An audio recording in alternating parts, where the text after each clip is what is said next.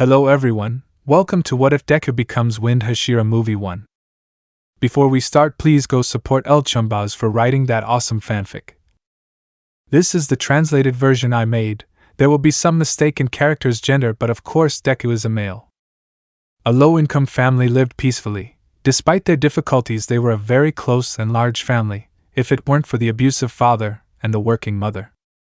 7 siblings and a working mother will be hit by an unexpected, unfortunate event which will make a great change in the life of the eldest.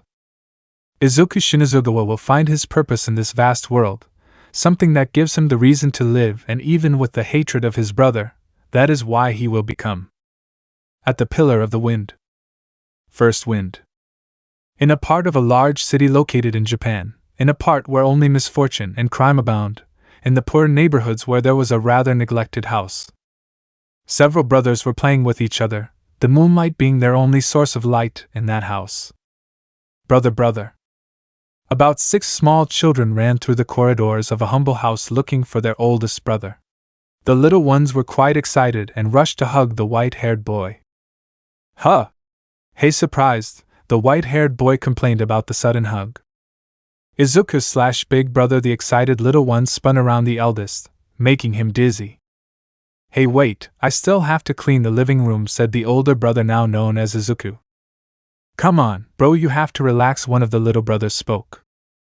Not yet, I want mother to rest more than yesterday, the eldest responded to the insistence of the younger ones. It's true, mom hasn't arrived yet, said one of the brothers, it's quite late. Genya, I'll take care of cleaning. You go to bed with the others, Izuku, the eldest, ordered a black-haired boy who was helping him. Huh? Hey, are you sure, big brother? The second oldest brother asked, nervous about the white-haired man's order. Today was your birthday, and mother wasn't home all day.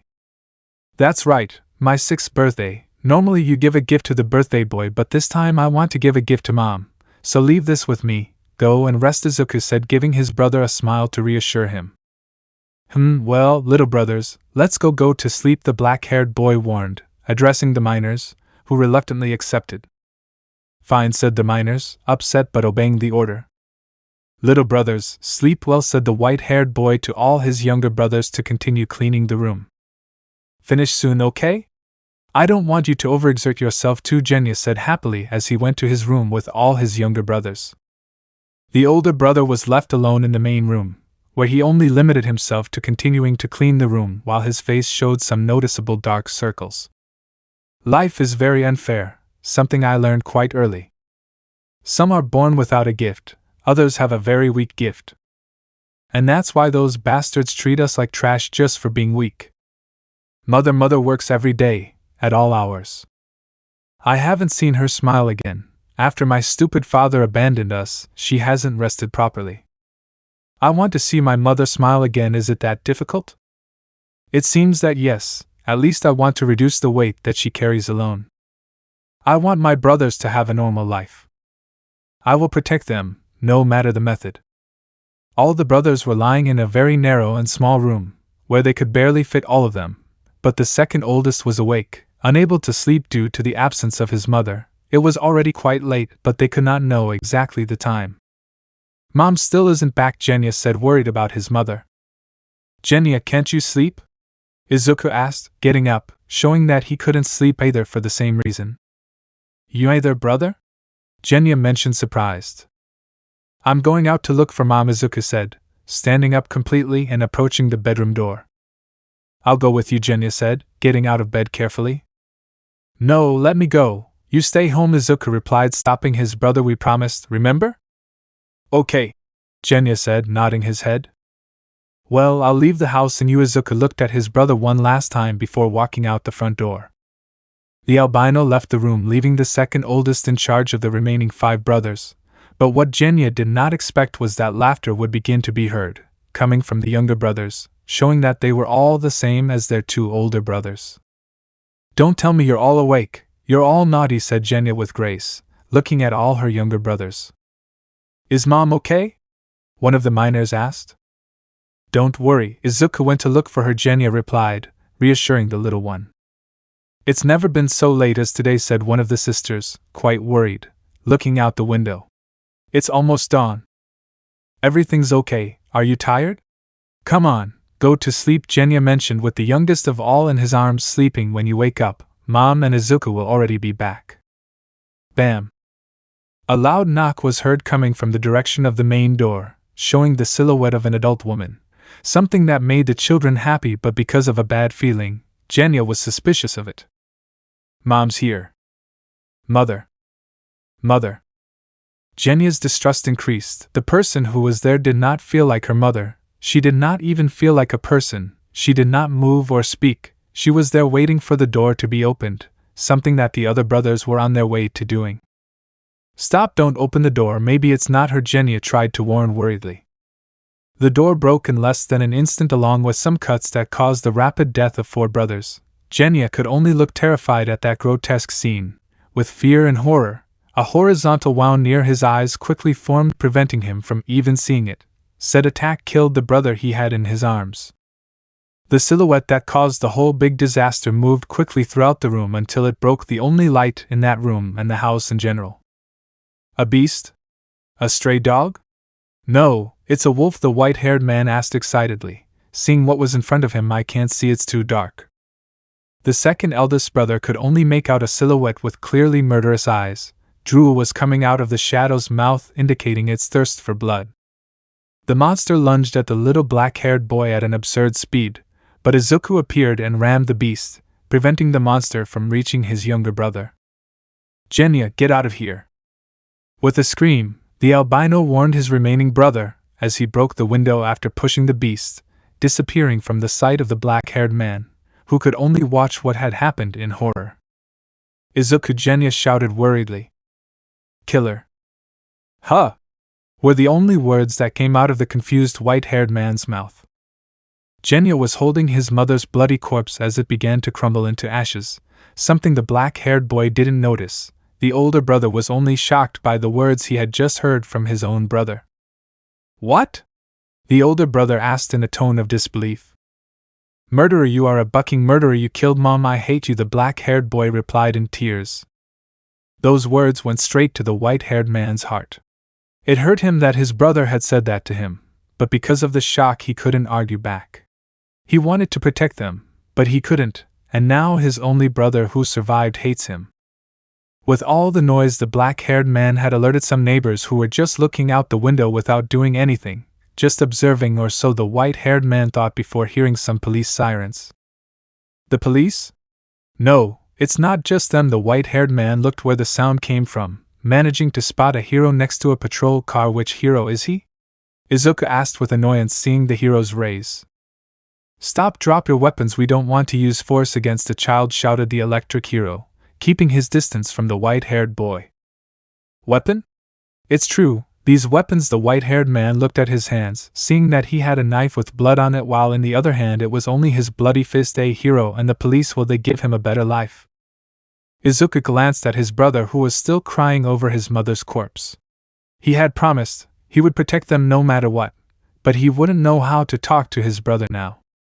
Having a choice in his mind, he decided to take it. Even if it ruined his entire future, Izuku would do it if it guaranteed a good future for his only living brother. Clenching the knife tightly and showing a forced smile, he addressed the authority. What if I don't want to? What will you do? Izuku shouted, quickly changing his attitude, showing a sadistic expression there. With this, I ruined my life, there's no turning back, you better have a good life, Genya. The policeman gave the electric hero a signal to take a combat stance, ready to face the little boy. But what nobody expected was that the white-haired man took the knife and made a small cut on himself. I learned this recently, I hope you like the gift, said the white-haired man, throwing his blood into the air. Everyone present looked confused at the child's act, but when the blood hit the ground, everyone was stunned, looking at it as if it were the most beautiful thing in the world.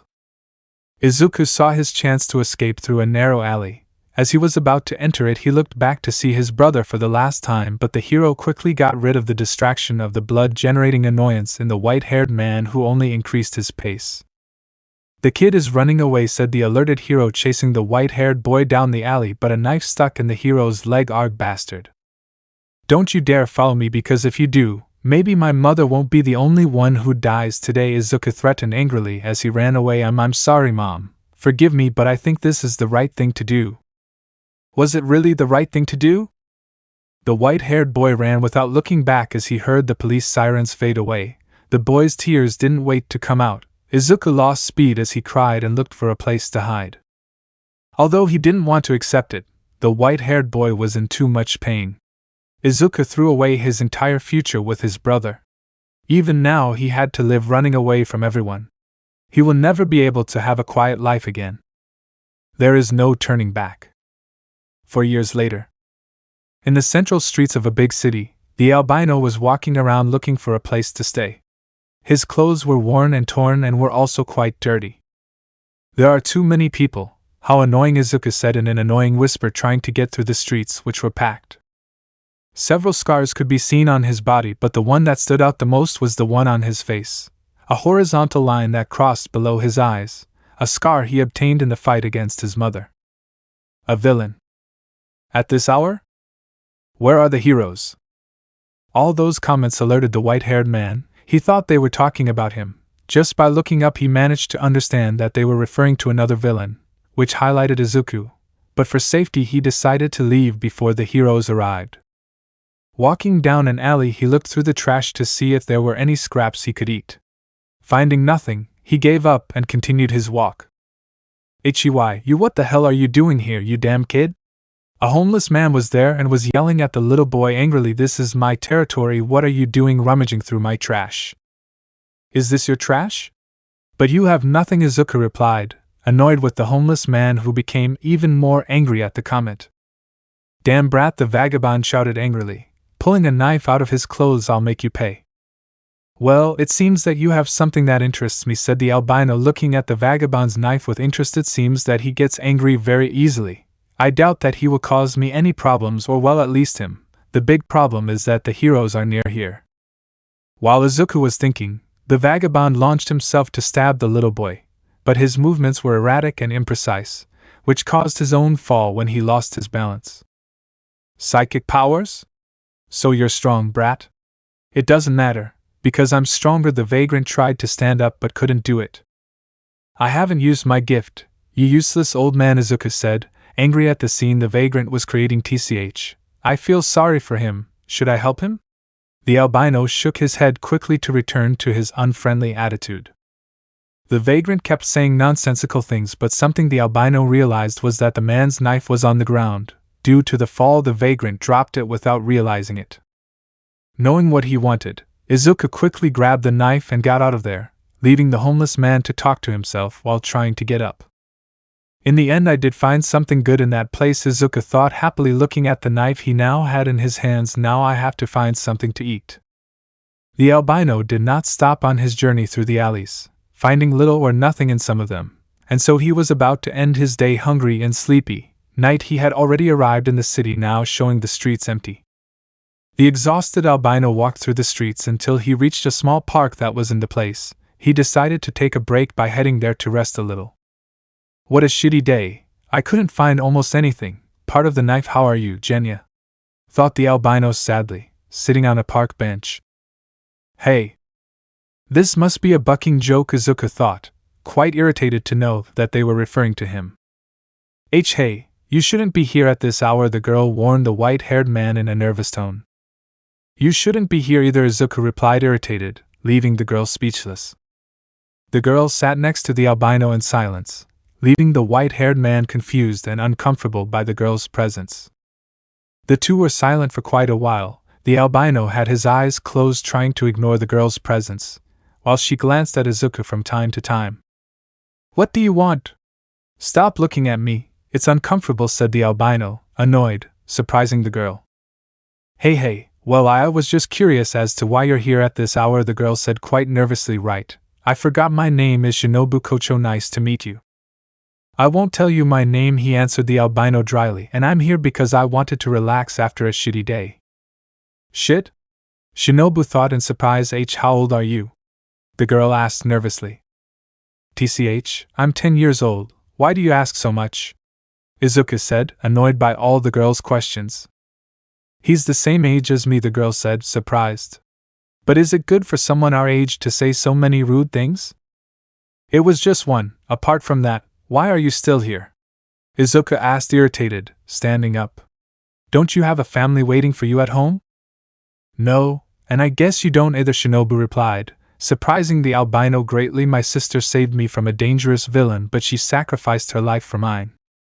I'm sorry, was the only thing Izuku said before sitting back down on the bench. Did you want company?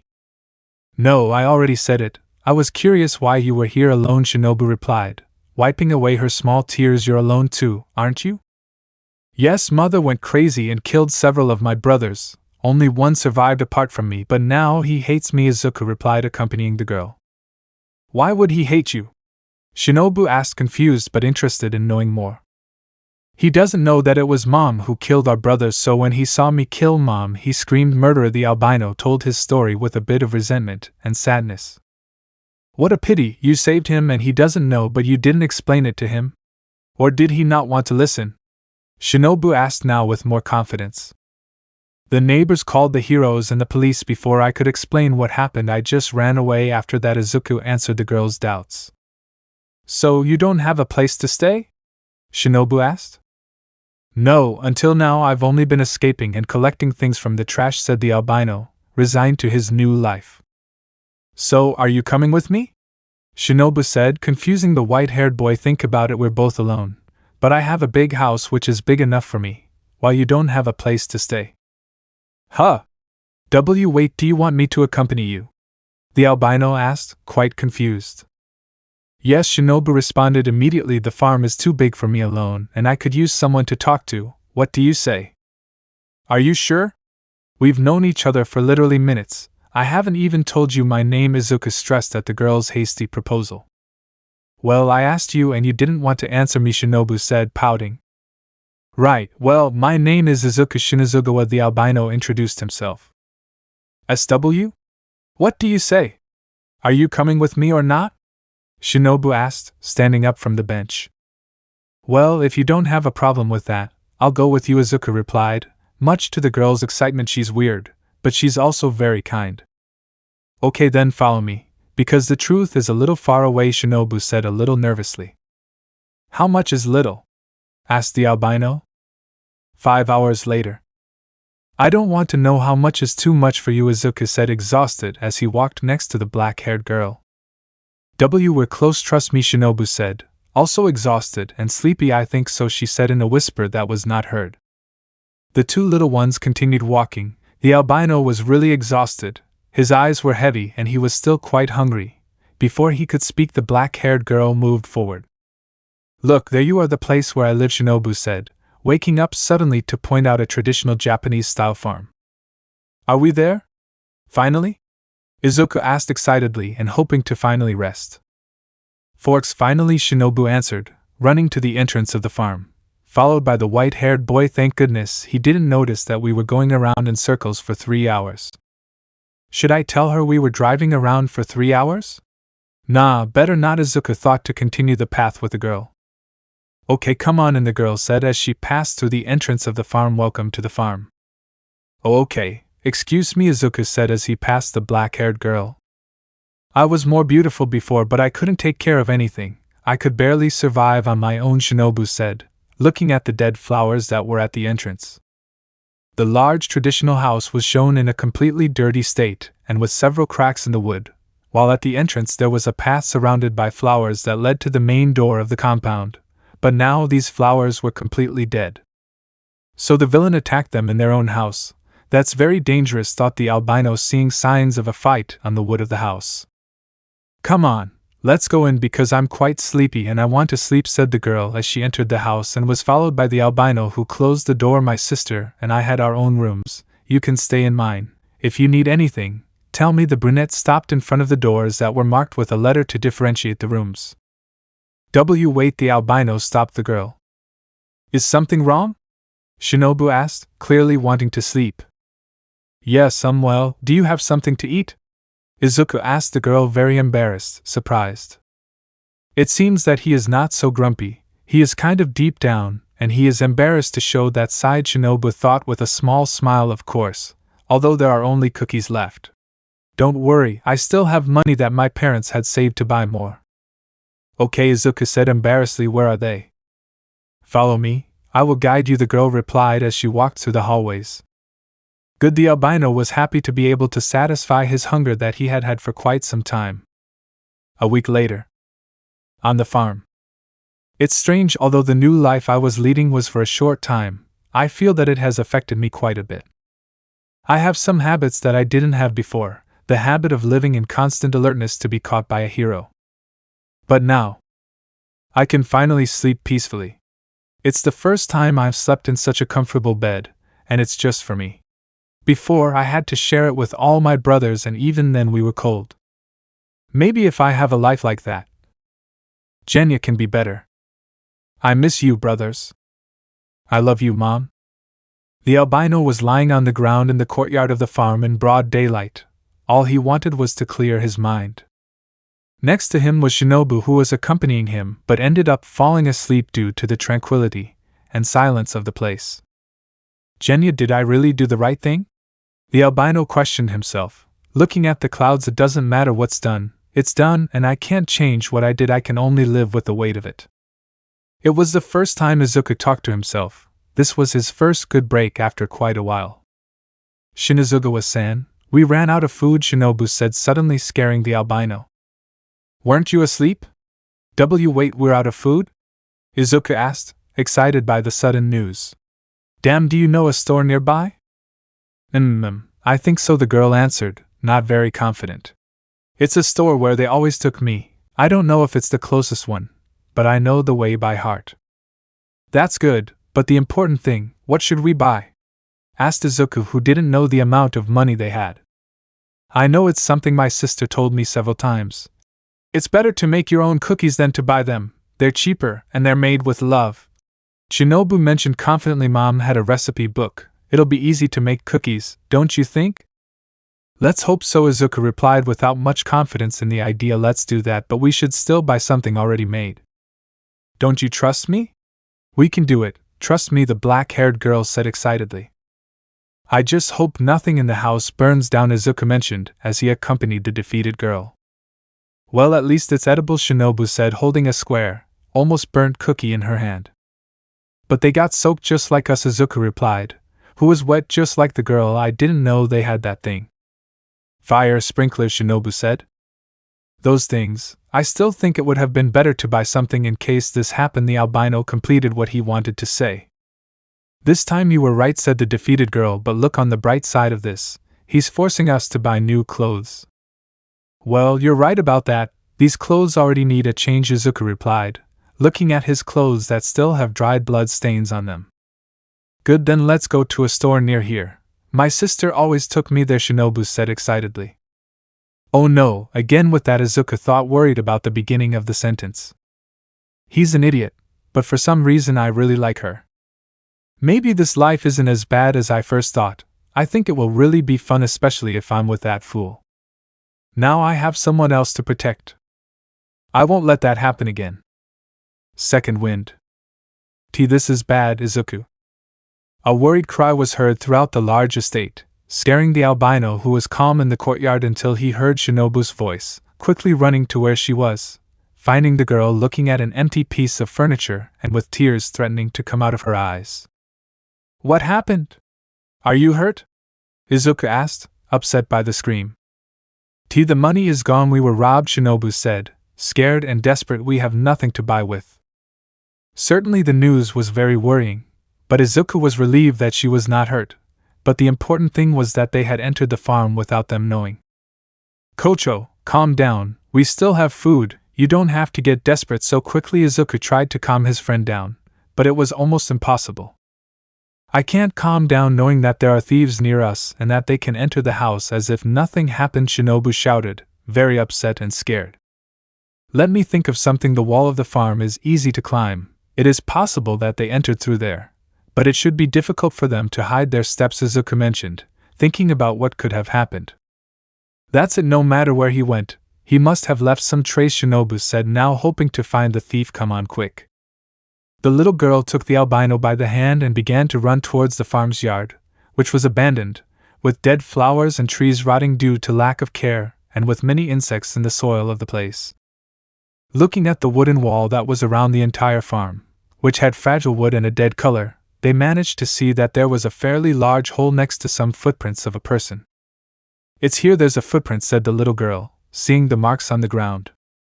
"From the size you can tell they belong to some adult, maybe a homeless person who came in here and took advantage to steal," Izuku mentioned, looking at the footprints carefully. "Izuku, it's time to be detectives. We will find the thief and recover the money," Shinobu shouted seriously and decisively. "I have a terrible feeling about this," the albino thought. "Without any choice, let's follow the trail. It's the only clue we have." The black-haired girl with purple highlights agreed to her head at the albino's idea, bending down to cross through a half-hole in the wall, seeing more and more footsteps going in a straight direction. Having in their favor that the ground was dirt, and that this area was not paved at all, the steps were seen very clearly. The two little ones followed the footsteps, looking for the unfortunate thief, hoping that he was nearby. But unfortunately for him, the footsteps continued until they reached a commercial area where many people were passing by, creating more and more footprints on the ground, making the thief's footprints go unnoticed. We lost the trail. I think it's going that way," Shinobu said, desperately chasing some footprints. "There are too many people," said the albino, irritated by the large number of people in the place. Passing through everyone, the two little ones chased a new trail that Shinobu blindly believed was from the thief. Although Izuku was losing hope of finding the culprit, he would not leave his new friend alone. "Nothing, we didn't find anything," Shinobu shouted, upset. The two had been chasing the footprints for a few hours, but they ended up going around in circles and were now disoriented and upset. "We should ask the people around here," Izuku proposed, wanting to leave that place. "Maybe let's split up and ask the locals, so we can cover more ground," Shinobu said, determined to find the thief. "Go to the right, I'll go to the left." After saying that, little Shinobu began to run, but without realizing it, she ended up going to the right, being seen by the albino. Sighing, she decided to go the opposite way that the girl had gone, asking the locals about any thief with money, but clearly no one had seen it. Minutes passed where I got the same result over and over again. He knew that Shinobu would not give up. After all, it was his parents' money, but to be realistic, they could never get it back. Izuku walked the streets aimlessly, knowing that asking was useless. But there was something that did catch his attention. He heard a loud bang, but no one was in a fight or anything like that, which confused him, and out of curiosity he looked for the origin of that sound. Arriving at a dojo, entering hypnotized by the curiosity of those blows he heard, he could see it, a fight between two teenage apprentices in the sword, which was supervised by an adult master. "To fight? What is this?" Izuku asked in the air, watching the fight. A child? Are you curious? It's a battle of Kenjutsu, the art of the sword," said to a teenager who was at his side. "It looks fun? Hey, can I try it too?" Izuku showed his curiosity at the art he saw in front of him. Well, I don't know if someone your age can participate in this. Wait, I'll ask the master," the apprentice replied, trying to please the little one. Izuku just watched in a daze as the two apprentices fought, the clash of the wooden baken, handled with skill and firmness, but their technique was not very polished, it was obvious, but Izuku was beginning to admire it more and more. The little albino fought against several aggressive drug addicts and vagabonds, some with weapons and others with their gifts. He knew what combat for survival was, but all that was like vile garbage before what his eyes witnessed at this moment: the movement of legs, the flow of combat, the breathing of the apprentices. All this for Izuku was so elegant that it did not allow him to stop looking. "I see you are interested in this," said the teacher who was behind him, scaring the little boy. "It is not something common for people of your generation." "Are you the teacher? Can I do something like that?" Izuku asked the adult hopefully. "Everyone can do it, but not everyone succeeds. Those two are not the best apprentices I have, but they have talent." "How old are you?" "Depending on your age, I will know which test will be best for you," the teacher mentioned, examining the albino with his gaze. "How old are they?" Izuku asked, pointing at the students watching the fight. "Some are 16, but others are over 20. Why do you ask?" the teacher answered, confused by the question. "I'm 16 years old," Izuku clearly lied. "Ha ha ha ha ha, whatever you say, little one. Hey," said the master to address those who were in combat, "we have a possible new member. It's time for his test, so vacate that seat." Yes, master. The two apprentices stopped fighting, to bow to their master and vacate the training place. All the students looked with confusion at the little albino who was in the dojo. Is it a boy? It's weird, but it's so bad. It's good that someone of your age is interested in this art. All the students showed their curiosity in whispers about the albino, who walked calmly to the training area, until a wooden sword fell near his feet, showing the teacher prepared for his test. Take the bokken and face me, that will be your test. Hit me, with just one and you will be inside the dojo, the master said seriously. Izuku took the wooden sword. It was the first time he carried one of those. The texture is completely different from the wood of his entire life. He was nervous, but he didn't want to show it. Just one hit, right? Okay, I think I'm ready, Izuku said, nervous on the inside and excited on the outside. It should be close to here, Shinobu said, looking around. More than an hour had passed since the little ones had separated to find the thief, but little Kocho had already grown tired of searching and not finding anything.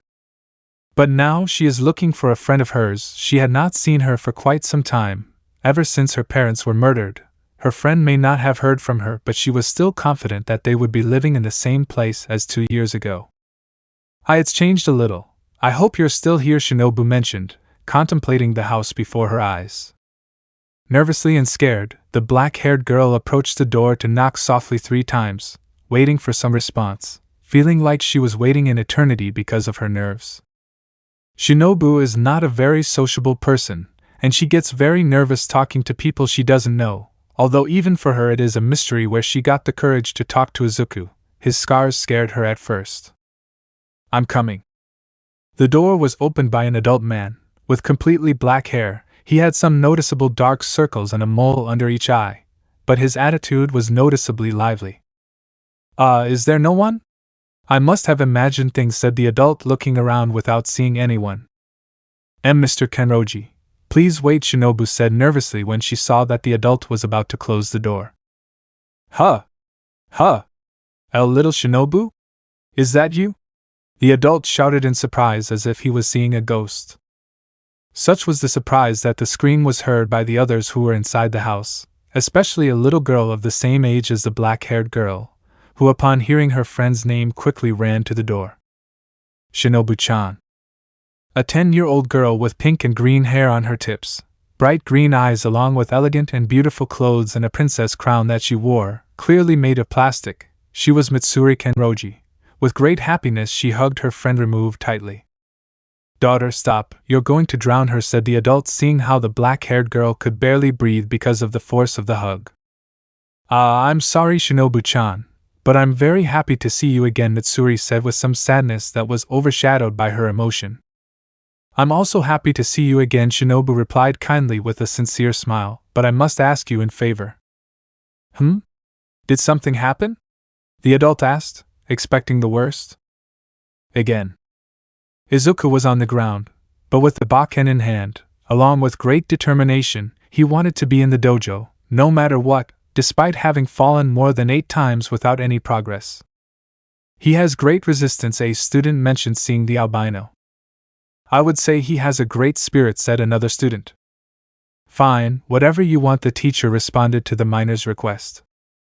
The albino quickly got up, taking the wooden bokken with force. The master attacked fiercely, slash after slash, which were barely blocked by the little one with great difficulty. Izuku tried to get closer while blocking the slashes.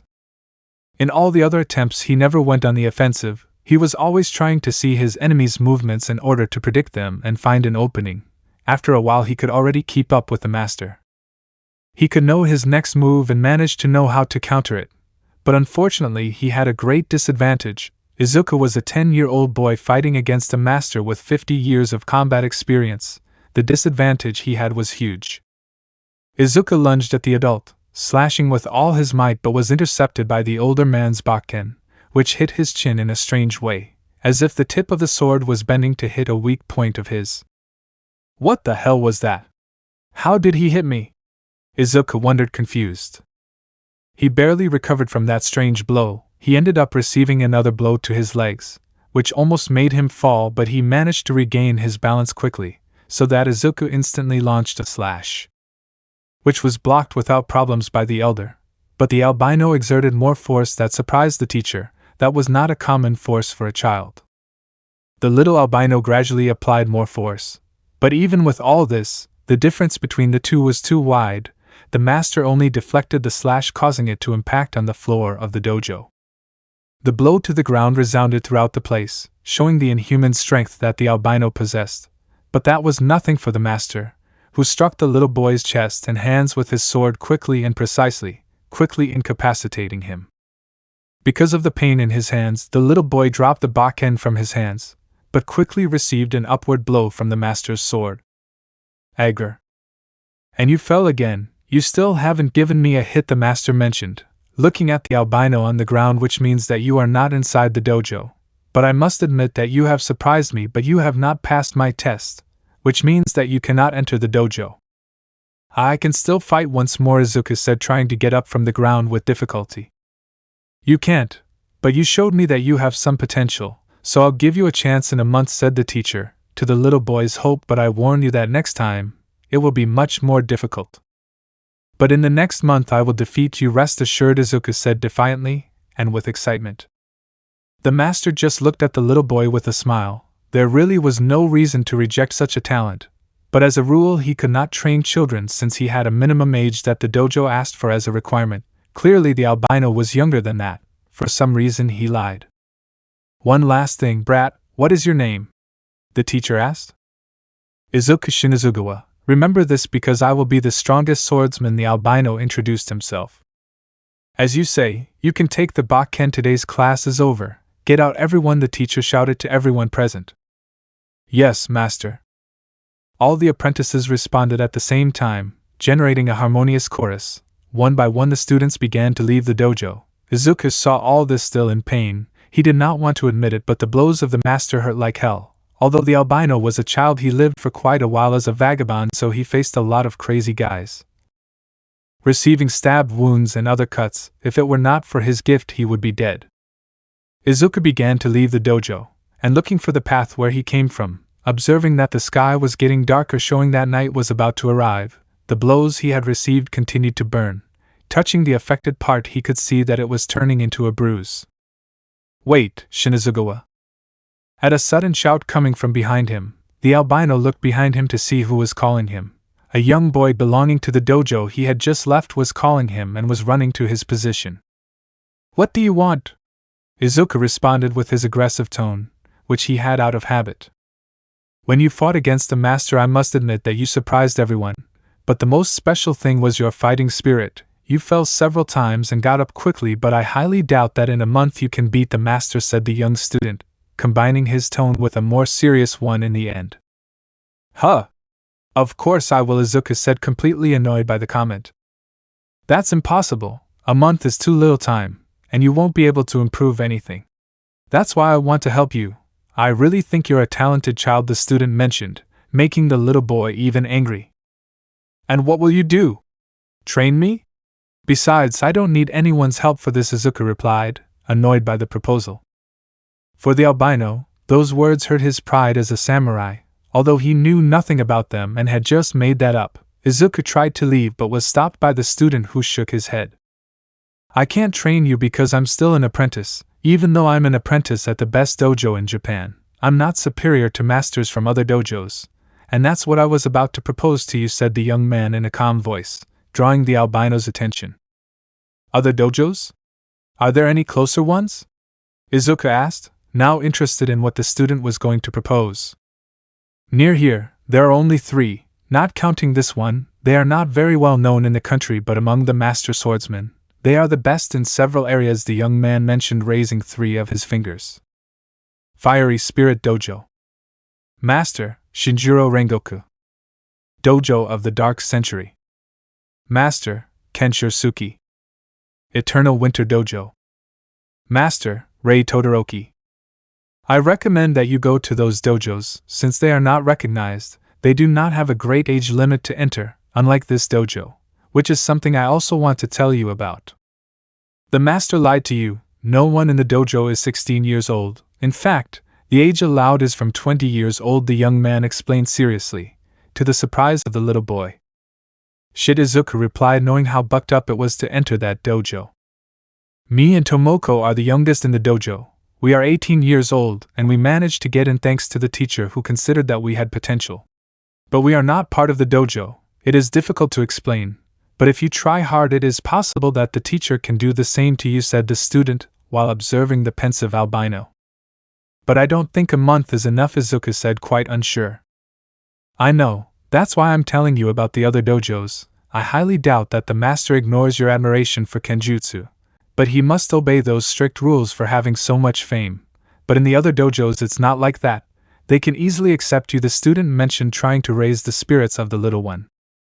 Even so, the problem remains the same. I don't think I can hit him in just a month, Izuku said again seriously. Don't take it so literally, the master told you that to put pressure on you. But I'm sure that when you face him and fail, he'll tell you again next month. And he'll probably end up doing that for quite some time until you're old enough for him to accept you, the young man replied, sighing. You think? Okay, I understand. Which would be the best dojo to challenge first? Izuku's spirits suddenly rose after thinking for a bit. Challenge? Actually, anyone would be good, since they have quite similar rules and everything will depend on what style you want to learn. Each one specializes in something, said the student, leaving the choice in the hands of the little one. From his kimono he took out a small notebook along with a pencil, quickly writing down names, surprising the albino, who did not understand what the brown-haired boy was doing, who took off the sheet of paper and handed it to Izuku. Here, I wrote down the names and addresses of all the dojos I mentioned to you. I recommend that you prepare yourself mentally and talk to your parents. Still, I wish you luck, said the student with a smile on his face. The little boy took the sheet in his small hands. After hearing the teenager's words, he nodded his head and showed a big determined look. I see, okay, I have to go, so, see you next month, the teenager said, raising his hand to leave quickly. Izuku watched the student leave quickly, seeing that his friends were waiting for him to leave, seeing different reactions and hearing their laughter and mockery among themselves. It was inevitable that he would be reminded of his deceased brothers. He shook his head quickly so as not to get depressed in that place. Being concentrated again, he looked at the sheet in his hands. But he remembered something super important, something he had forgotten a long time ago. I can't read. The little albino walked happily through the streets. His mood had changed drastically. He could not get out of his head that beautiful art of the sword, the elegance with which the apprentices moved, the discipline of the dojo, and the mastery of the teacher.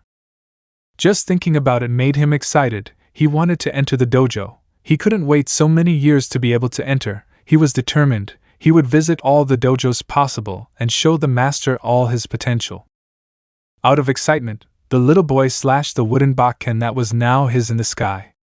His excitement could not be hidden, and he wanted to practice with something, to hit something with the bokken. That was his new goal. He quickly went through all the streets looking for something he could hit, and no one would care. But of course, it wouldn't be easy to find such an object. But a small noise caught his attention. It was a noise that could barely be heard, but that caught the albino's attention. Going into an alley of the place, where the light could not enter completely, leaving almost nothing to be seen, as the path continued the small noise intensified to little more. A song from Mom?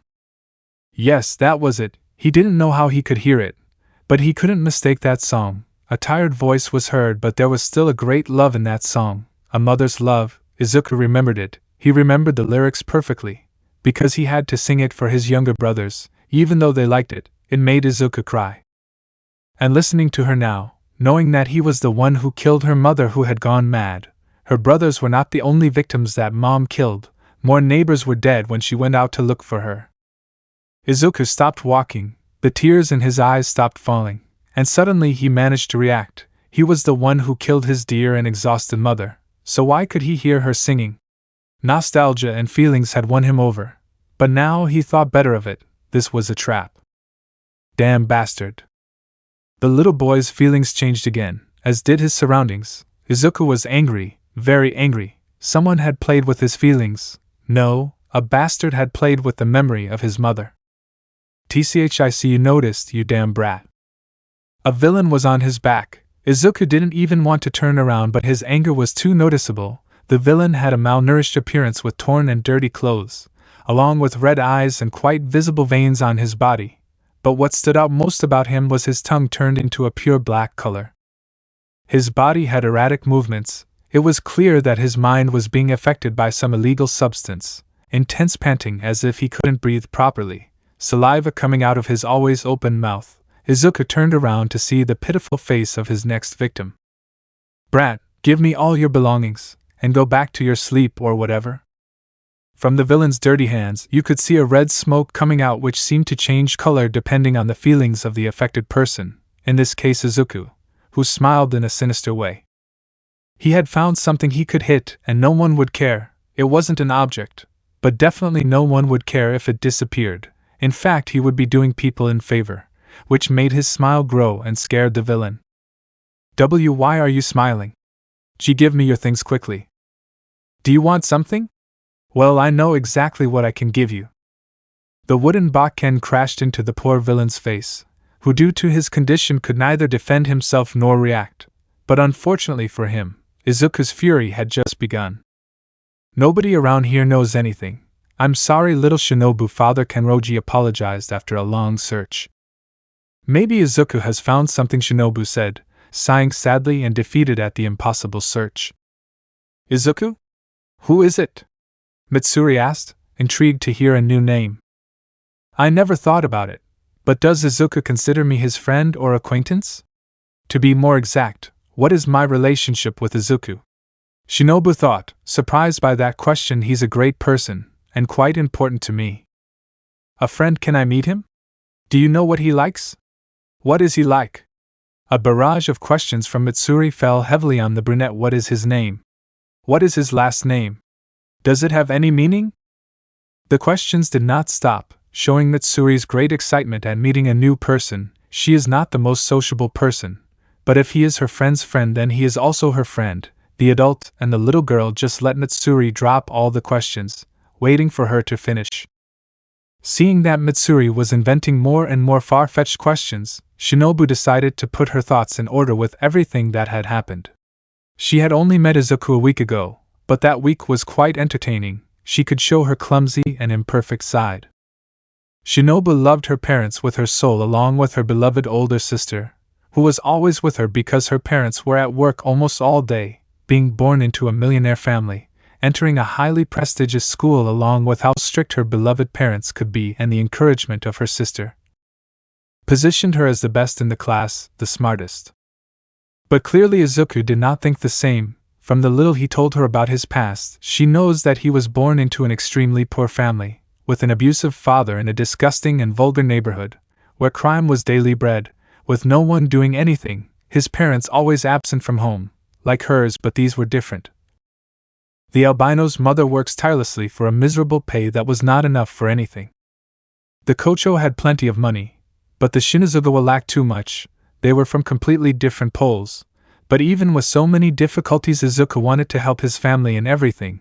His dream was to be a hero for the money and with this give it to his family and have a decent life. But the threads of destiny were unfair to him, forcing him to see his mother go crazy and kill his younger brothers, kill his mother to save his only surviving brother, and that this one, due to by mistake, hate him for life. Life forced him to be rude to everyone around him, taking an attitude he never asked for just to see tomorrow and suffer once again. It was unfair. What would she do in Izuku's position? The answer was obvious. She would simply die within weeks. Compared to the years Izuku was there, he suffered a lot. He has a lot to do but nothing within his reach. He was cornered by life itself, and yet he managed to smile. It's true, this morning, when she told Izuku about the theft of the box, he first worried if she was hurt or not. He saw her concern, wanting nothing similar to that day that destroyed her life to happen. They were both similar and different. Izuku, he's a good person and he's someone I trust a lot, Shinobu said, coming out of her thoughts and stopping the pink-haired girl's unnecessary questions. Thanks for the compliment. I'll ask why later. Izuku appeared behind the brunette, scaring her and increasing the curiosity of the two Kenroji here. I managed to find it. Showing a medium-sized box, adorned with purple and green glitter, along with a butterfly clasp as a latch on the box. Shinobu quickly recognized the box as the one they had been searching for hours. Shinobu's eyes shone a deep violet as she saw the box, but even more so as she saw the albino who had a proud smile on his face. You found it, where was it? Shinobu asked, taking the box and checking that it was okay. It was in a pile of garbage. A black-tongued drug addict had stolen it, and from what I saw he had robbed many people, so I asked someone who was passing by to call the police and hand over the stolen items. Izuku, he answered, puffing out his chest with great pride. Shinobu's excitement was interrupted when she noticed the bruises Izuku had on his body, which worried her quite a bit, but after seeing the wooden sword she was able to tie up the loose ends. Why, you're hurt, what happened? Did you face the thief alone? Shinobu mentioned, quite upset and worried. I'm fine, don't worry anymore. With my gift I can heal instantly, Izuku replied calmly. Oh, and what is your gift? Mitsuri asked, quickly approaching the albino who took a few steps back because of the proximity of the girl. I can heal my wounds instantly, or heal wounds like these. I can also do it on other people, but it is less powerful, Izuku answered with his typical tone.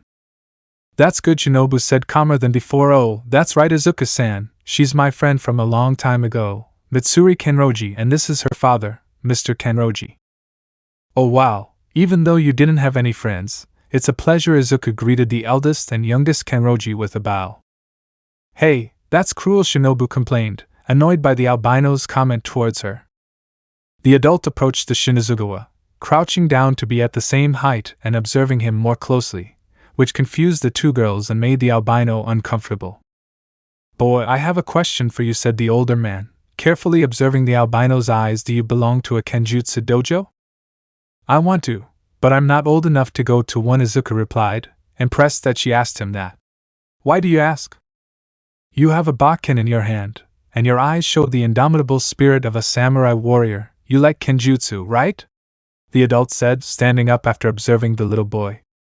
What is that? Is it a series? Asked little Mitsuri without understanding what that was. Kenjutsu is art, the best I've seen in my short life, Izuku answered seriously, looking into the adult's eyes. With just a look, the two kenjutsu lovers realized their fanaticism. The adult knew that from now on he would have someone to talk to about his favorite art, while Izuku, he would now have someone who could tell him more about his new hobby. Is that the name of a painting? Did you know it, Shinobu?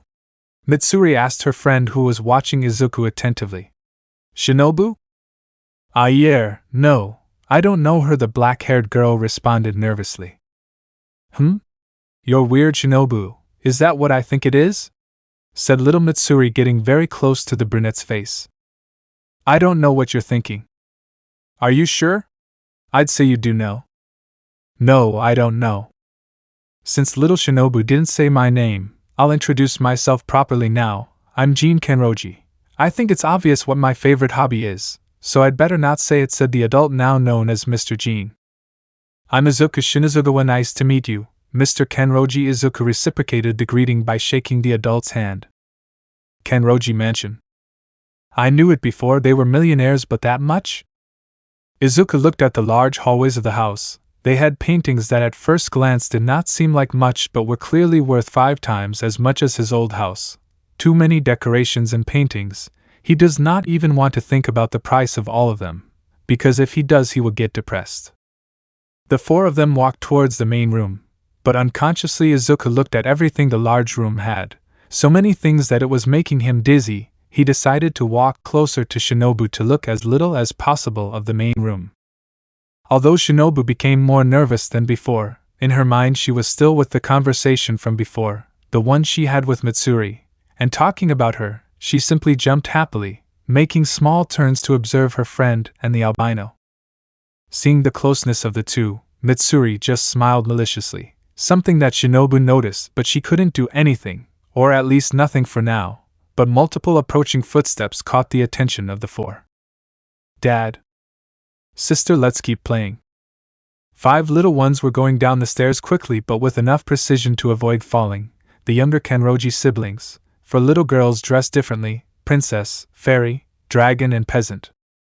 While the only 2 males were dressed up as well, the youngest being 5 years old was dressed as a wizard while the oldest being 8 years old was dressed as a knight. Both of them had faces that clearly did not want to be there. Are you still playing? I want to join, Mitsuri said, running towards her younger siblings to hug them tightly. Dad, get us out of here, the brother whispered to the adult. Come on, they're not bad, I think so. Adult Kenroji said the last thing in a whisper, hiding his nervousness. Come on, Dad, play too. That's playing. That's it. The sisters all asked together, trying to convince their father, who did not want to, not because of the work but because he already knows how they play, and since they were the majority he could not say anything in the game. We can't, we have important visitors today, so no, Jean replied, trying to get his daughters to stop insisting. And why don't they play too? Unexpectedly, an adult woman with black hair and green eyes came down the stairs in an elegant manner, surprising the adult with the arrival of his wife, and especially with what she was wearing. She had an outfit similar to that of a queen of the Middle Ages. Why you too? Jean asked, already losing hope of not being able to play. Yes, it looked fun, and I asked myself, why don't I join in too? The adult woman responded with a smile. The older woman's eyes turned to see the guests. With great surprise she first saw the black-haired girl who she knew perfectly well who she was, but she did not know the little boy who was at her side. While little Shinobu, I thought you and your family, never mind, the good thing is that you're fine. I'm very happy to visit you, said the adult woman, happy to see the black-haired girl. It's a pleasure, Mrs. Kenroji. Little Kocho bowed to greet her dear friend's mother. Manners came first, she always said that to her mother. Shinobu, let's go, what do you say? Are you going to play too? Asked little Mitsuri excitedly. Well, I don't think it's a bad idea. Yay, I guess Izuku-san will play too, right? Before the albino could respond, he was taken by the hand by the excited pink-haired girl, leading him down the stairs. Let's go to Mommy's kingdom. She's very strong, is it her gift? Izuku was confused and surprised by the little girl's grip strength. Mitsuri's younger sisters took Shinobu by the hand to begin guiding her, but the strange thing was that they were taking her in a different direction than Mitsuri and Izuku. The men of the family were walking slowly, trying to go to another room in the mansion, but it was useless. And you too, you will not escape, said the adult woman, looking at the men, including her husband. Good, everyone sighed in defeat to begin following the eldest daughter of the Kenroji. In a large room of the mansion, exactly Mitsuri Kenroji's room, which had the walls painted pink while the floor and ceiling were a light green. In the room there were tea sets, dolls, stuffed animals and more stuffed animals, along with some sleepy cats. Everything in the room caught Izuku's attention. There were too many decorations, saturated in pink and green, like the girl's hair, but it still seemed pretty nice to her. The united family atmosphere was something she only felt when her mother had days off, which was lucky once a year. Well, as a new member of the kingdom, you will have to go through rigorous tests to be accepted and not fall into the empire of evil, mentioned the queen, who was the mother of the pink-haired girl. The members of the fictitious kingdom formed a circle around the little albino, who remained calm in the center of the circle, looking at the said members. These being the mother as queen of the place, the father Jean as king, Mitsuri as princess of the kingdom, and finally one of Mitsuri's sisters being the loyal servant of the place. Everyone in the kingdom will ask you a question. Depending on your answer, whoever asked you will approve you or not. You will be in the kingdom when 3 agree, understood? The queen dictated the rules of her test. I understand, your majesty, Izuku replied, trying to be polite and elegant with the adult woman. Before losing everything, Izuku had to make his siblings happy, always inventing stupid or simple games, and if he learned anything from that, it was that his sisters were very strict on the subject of language and that they looked for any small mistake to reprimand him. They didn't hate him, but they had fun doing that. Izuku ended up getting used to it and ended up making it harder for his sisters, but always letting them have fun. He will always remember his words. Maybe they were the youngest, but they were very smart. Manners always come first, respect for all, and elegance for the rich. Well, it's not that they had a good view of millionaires. Because they lived in absolute poverty, the rich were held in a very unpleasant prejudice, and Izuku was sure that the other way around was the same. Only they would be right, if the neighborhood were only thieves and murderers. Good answer. Well, let's start, dear. You first, said the mother with a kind smile on her face. That's good, let me think.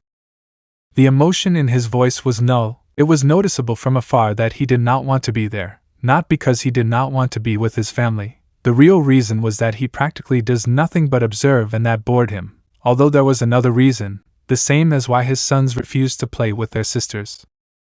It was practically a dictatorship, and they were just disposable objects. The little boys used to be part of the kingdom, but something made them change sides and they are not all happy to be there, and the father remembers why. Boy, are you a believer? Huh. Well, my family was Buddhist. So pray, you're going to need it. Hey! Third wind. Kenroji Mansion. Do you want me to train you in Kenjutsu? The surprised voice of the elder Kenroji echoed in the room, a room empty of objects, traditional atmosphere, perfect for relaxing or training.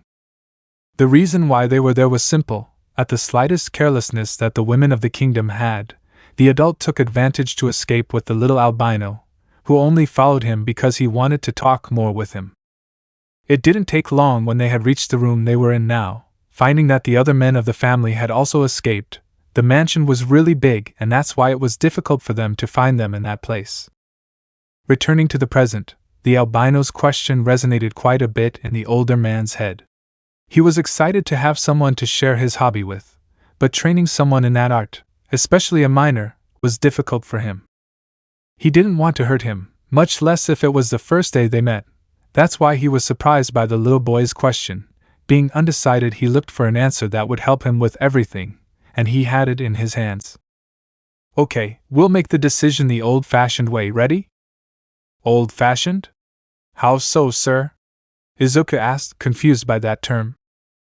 It's something that helps everyone make decisions quickly, the legendary rock, paper, scissors technique.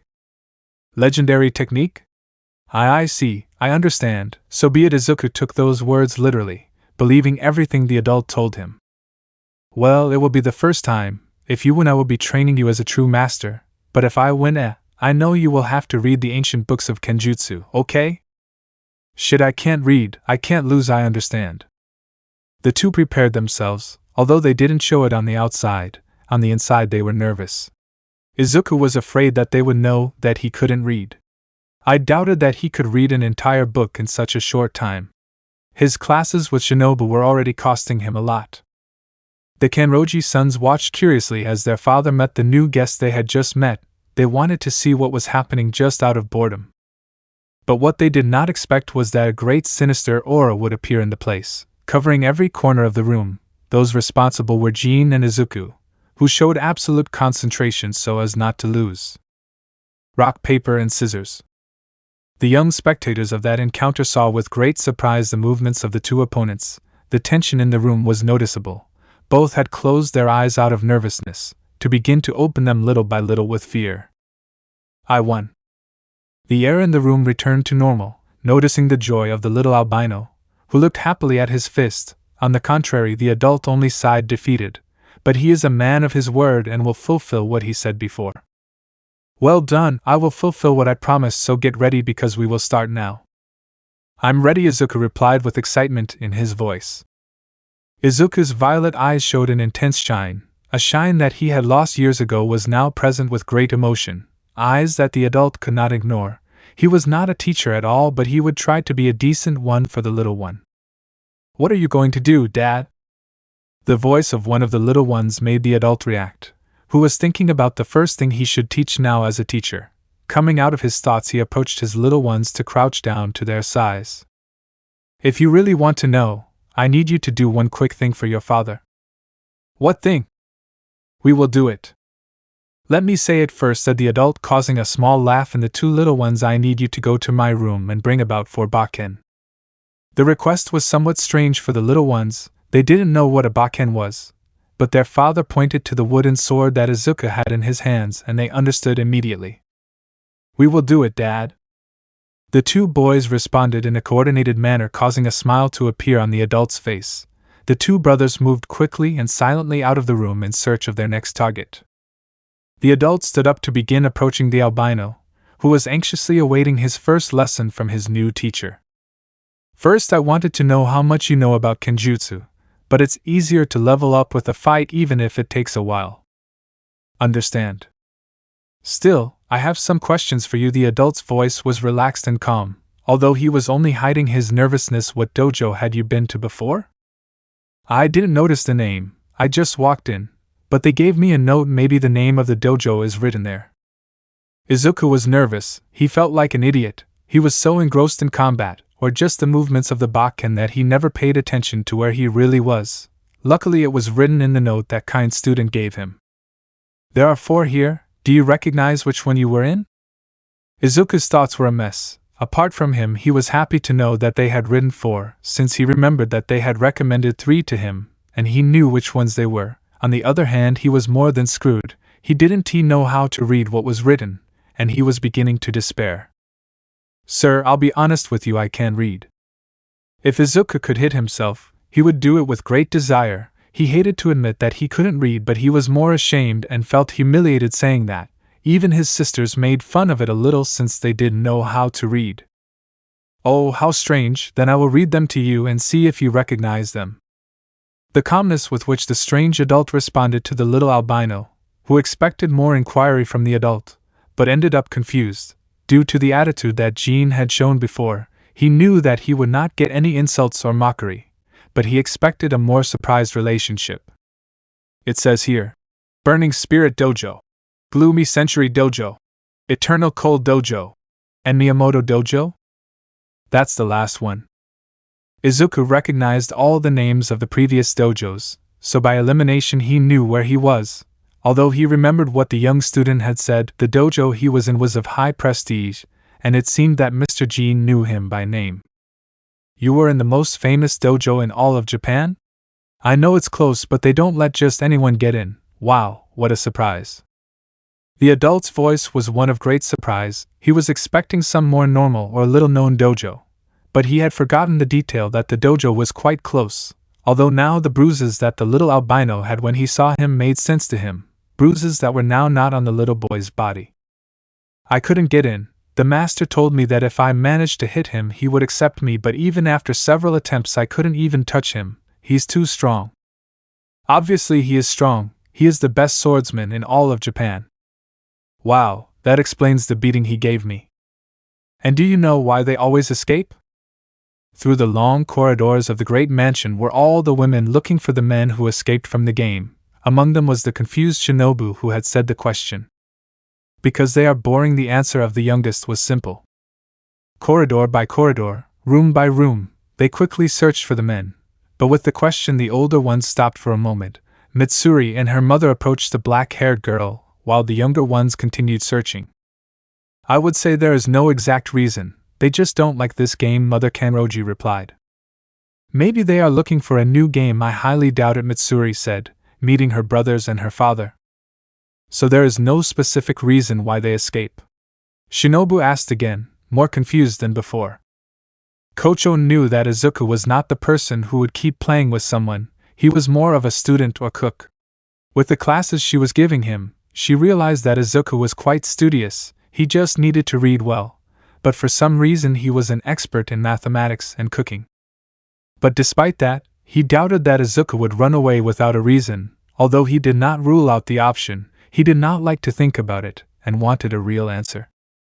Do you have a hiding place? I would say no, they always hide in different places, the mother answered, touching her chin. Last time they were hiding in the kitchen, Mitsuri spoke in a somewhat annoyed manner. The pink-haired girl's annoyance came from the fact that her question to Izuku had not been answered, because they were interrupted by his idiot brothers who kidnapped him, or at least she looked at him that way. For her brothers and father, that was a rescue that came out successfully. If there was something that made Mitsuri angry, it was that his brothers didn't play the game fairly. They always cheated in one way or another. That bothered her a lot, and Shinobu knew it, or at least a little. Boom. Bang bang. Loud noises alerted the women, a fast and loud sound, as if two objects collided at high speed, a sound that resonated throughout the silent mansion. It was a call for the younger daughters. A mischievous smile was shown on their faces, but while the older ones were confused, they highly doubted that it was the men who made the noise because it would be too obvious. To trap? Or perhaps a distraction? Those were the thoughts of Mrs. Kanroji, who doubted that they would show themselves quickly. There they are. Come on! The two little girls ran towards the direction of the noise, which began to sound louder again, but with pauses without any kind of pattern, which confused the lady even more. but with no other options she began to follow the miners. Are we going, Mom? It's obviously a distraction, Mitsuri said, suspicious of the noise. We have no other choice. It's a game of hide and seek, the mother replied in a cheerful tone to encourage her eldest daughter. Since when were we playing hide and seek? Why didn't you tell me before? Mitsuri complained, pouting cutely but following her mother. I'd say it's more of an improvised game, Shinobu said, following the others. Boom.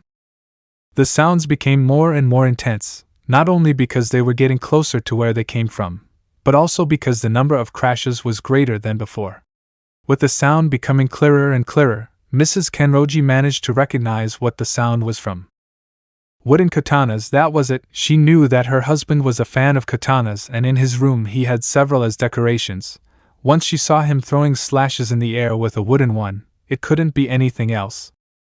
A Bakken battle, that should be the origin of that clash. Now that she remembered, the new guest, Izuku, always had a wooden sword in his hands. Although she could not imagine her husband fighting against a child in a wooden sword duel, she wanted to think that they were from the male children and not from Izuku against Jean. We caught them. Return to the Empire. Boom. The younger daughters did not wait to open the door to the room, but their screams were totally ignored by their two brothers, who only watched the confrontation with great emotion. They had been watching the battle for more than 20 minutes. Their father's movements were calm and smooth, as if he were an expert, while Izuku's were frantic and erratic most of the time, as if he were a beast attacking. Are they fighting with wooden swords? Shinobu couldn't believe what she was seeing. Little Kocho's reaction was the same as Mitsuri's and Mrs. Kenroji's. They were both amazed and confused. Why is an adult fighting against a child? That was their biggest question. Be careful, Izuku-san. You can do it, Dad. The two fighters clashed their Bakken again, trying to make the other give in with brute force. Although he didn't show it, Jean was very impressed by the little boy's strength. It would definitely be fun, so he held back a little, unlike Izuku, who was completely serious. He never expected his opponent to be so strong. With what he had fought against Kenroji, he could now confirm that the dojo master was just playing with him. Izuku was really giving it his all. Sweat was running down his forehead. His breathing was becoming more and more agitated, and his reflections were beginning to fail. The adult's strength was the winner for obvious reasons, pushing the albino a few steps so that the older one instantly launched a quick and precise thrust. Attack that was deflected by Izuku's Bakken, who quickly launched a horizontal slash seeking to attack the adult's neck, but he dodged it by leaning his body back. The difference in height played a lot against the albino. The Shinazugawa was a little more than 1.50, while the adult easily exceeded 1.75. The difference was clear, and in combat one must take advantage of that. The elder Kenroji counterattacked by launching a slash at the albino's side, which hit cleanly, as the albino had been left completely exposed after his failed attack. You let your guard down, a very serious mistake. Because of the pain, he was taken back for a second, in which he had received a stab in his chest, so that the adult turned quickly and hit his hand where he was holding his Bakken. You must always hold your katana firmly, as if your life depends on it. Advice that the albino tried to put into practice, but Mr. Kenroji would not let him, because he made a very fluid and fast cut which hit the albino's neck, this being the blow that ended the fight. Izuku had released his Bakken because of the pain. Ouch. Hey, you did well, little one, you surprised me. You have a lot of talent in this, said the adult, placing his Bakken on his shoulder. Do you believe? It's obvious that Izuku-san has talent. After all, he gave face to an adult. That voice, having a false kind tone that hid great anger, that scared the adult, who looked in surprise at his wife, who had a smile that was anything but kind, and Jean knew it perfectly. When did they arrive? Newly. His wife's response was quick and sharp without removing that sinister smile. Jean knew it. He was dead. He got carried away in the fight and threw some rather strong blows at the little one. And now he knew that because of that emotion he was screwed. Again, Mr. Kenroji, one more fight, please. Before anyone could say anything else, Izuku interrupted the atmosphere that signaled the death of the adult. But his request confused the ladies who were present. But Jean internally thanked the little one. He saved him from a big. Are you sure? Your wounds don't hurt.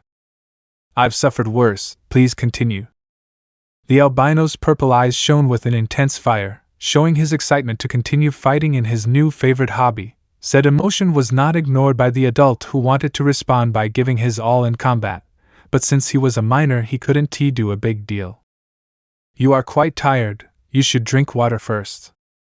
If he is not going to fight, I want to do it, said the second oldest son of the family with emotion. I wanted to, answered the other male of the Kanroji family. They won't, the adult responded quickly. Oh, why? Because it is very dangerous for you. While the Kanroji adults tried to extinguish the excitement the little boys had in fighting, Izuku was healing his wounds little by little. The speed that his gift allowed him was not much. He had to spend a few minutes touching the affected part for it to heal. The blows could heal him completely, unlike the cuts that when healing generate a scar on his body. Izuku's healing was observed by Shinobu and Mitsuri, who watched the albino's scene with curiosity. They had never seen his gift in action, and it was not a big deal. There was no incredible light or anything that showed that a gift was being used. It was simple. The bruises disappeared slowly, and that was it, nothing more. This disappointed Kanroji, who expected the gift to be more conspicuous. But for Shinobu it seemed logical as to why she never saw her gift active, because it was difficult to see with the naked eye. Izuku, are you okay? Shinobu asked, approaching the albino. I am, Izuku replied, taking a deep breath, trying to calm his breathing. Shinazugawa-san, why were you fighting against my dad? Mitsuri said, confused as she approached the albino. I asked Kanroji Dano to train me in kenjutsu, and the best way to know my level was with a fight, Izuku replied, stopping healing his wounds. Although to his bad luck, but good luck this time, everyone in the room fell silent just as he answered, letting everyone hear the real reason why he was fighting with Bakken. Kanroji's mother only sighed upon hearing the albino's response. She knew her husband, and she knew that he was quite capable of doing that because of his fanaticism in that art, which was not shared by anyone in the family. Her thoughts were varied. She was happy that her husband now had a partner in the art that he loved so much, but she did not agree that it was a 10-year-old boy. Dad, will they come to the house anymore? Mitsuri asked excitedly at what she heard. After thinking for a bit, the pink-haired girl had come to a conclusion. If her father were to admit that he was albino, he would have to come home because there would be no better place for him to train, and if he came, logically he would come with his friend Shinobu, then she could play daily with her great friend again. And in the process she could become better friends with the albino. Huh! I guess so, said the adult, not very sure. Days later. It's been more than 2 weeks since Jin Kanroji accepted him as his student. Izuku and Shinobu usually went together to the Kanroji mansion, the albino to train with his master, while the black-haired girl with purple highlights caught up with her friend, and in the process caught up with her school, which she stopped attending after the death of her parents and sister. What happened to the Kocho family was something that the Kanrojis had heard about on the news, but according to the authorities the farm was completely empty. There was only the smell of blood and putrefaction, but without any corpses or survivors, thinking that Shinobu had he also died with his family. Shinobu was just finding out about this. They didn't see her because she had hidden for several days in a closet, and because of fear she never came out until she started to get too thirsty and hungry. But she doesn't remember checking them the farm. That seemed very strange to her, and the adults imagined what it could be about. The police and heroes gave a false report. And speaking of tragic pasts, Mitsuri always insisted on knowing more about Izuku. The scars that the albino had on his face made her very curious. But Shinobu refused to tell her. Izuku had asked her a long time ago. The albino's past would be something secret and few people would know about it. The only one who could know something was Jin Kanroji.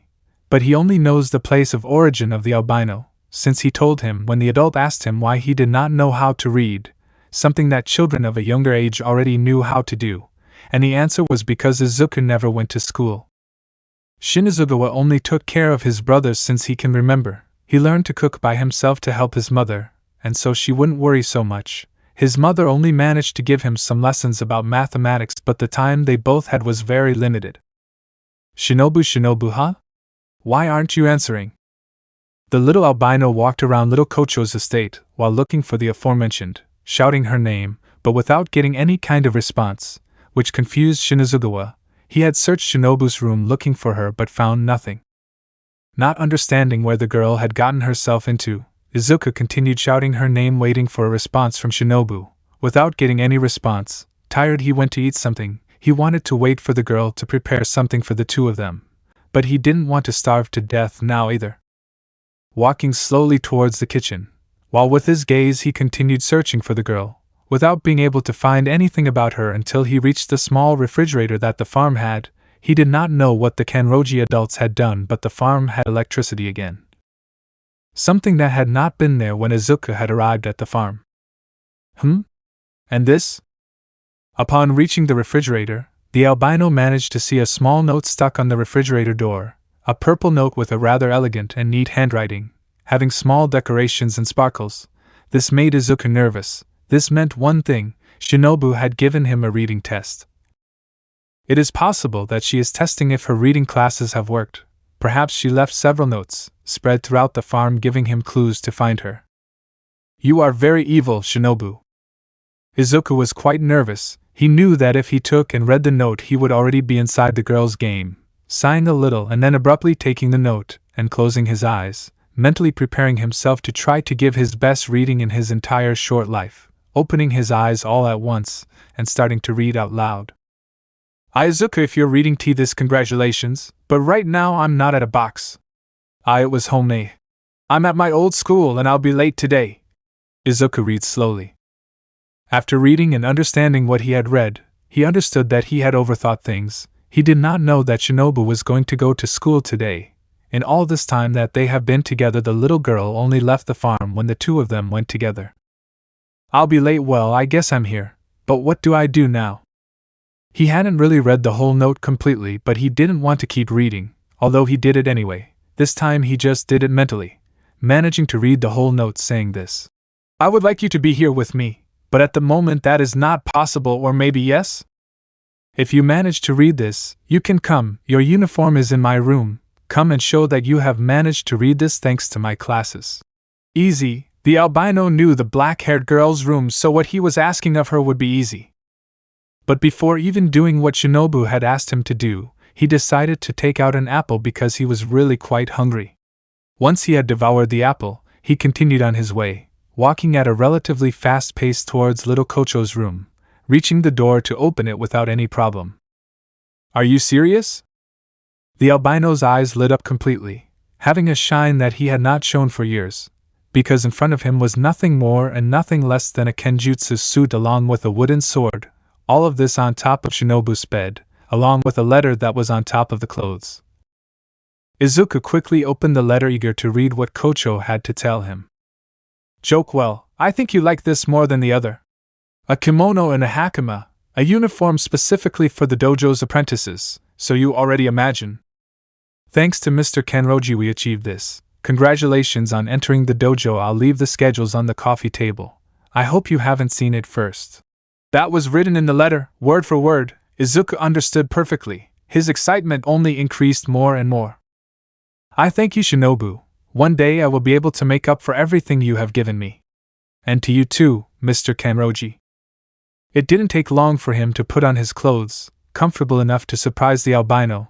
They were cool and seemed to always be freezing. Now that he looked at it closely, the kimono had a light blue color combined with white snowflake patterns. It looked pretty good, but the fabric also seemed to be expensive. He didn't want to know how much everything cost in total. The schedules were on the coffee table. Izuku walks towards the name table, observing that there was indeed an open paper with letters and numbers already written on it. These were the days and hours he should go to the dojo, reading it twice to remember it well. It's today. Today he has his first class, in 4 more hours. After checking several times he managed to calm down. Looking at the clock in the house and the time he should be there, he managed to see that he still had time and plenty of it. Well, now he was really impatient. Eternal Winter Dojo. "It's good to see that you've come, Izuku Shinazugawa." Rei Todoroki. "It's an honor to be here," Teacher Izuku replied nervously. Let me know in the comments below if you guys want the next part. Also check out my other video that has been shown and left. Thank you for watching. If you enjoyed this video please like and share this video. And have a fantastic day. Bye.